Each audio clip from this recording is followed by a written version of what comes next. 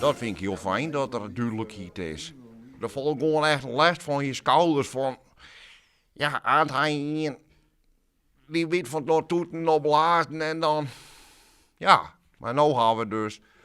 Joeken en daar ben ik gewoon heel blij mee. Keusner Djoeke Bousma werkt al zo'n hier op de dijbesteding Daaldersplak en zal het nou oernemen. Ja, hoe viel dat? Ja, spannend, maar ook heel leuk, want ik ben gewoon op de plek waar ik eigenlijk het allerliefste ben. Het weer geen makkelijke ziektocht om Daaldersplak in goede handen achter te laten. Er binnen heel wat beteren viert. Of men twijfelen, of het financiële gewinst hier voorop. Uiteindelijk leidt de oplossing dicht bij huis. Ja, in één keer goed. We hebben altijd gedacht dat we het bedrijf uitvoeren. En dat is toch in zekere zin wel een belasting. En nu hebben we de verkeersen om het bedrijf voor te zetten in de vorm van een stichting. En dan heeft net de ballast van alles wat er omheen hing. En dus dan is het voor haar heel goed te doen.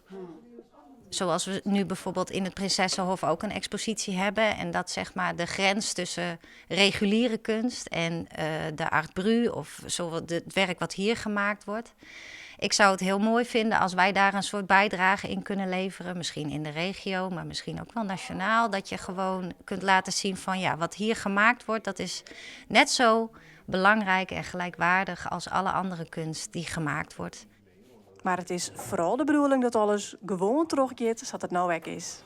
Ze weet waar ze het over heeft. Ze heeft verstand van kunst. Ze heeft een hart voor de mensen. En zij kent ons ook. Ze kent Daaldersplak. En ze is ook gek op Daaldersplak. En ze is ook een superleuke begeleidster en een hele superleuke opgewekte vrouw.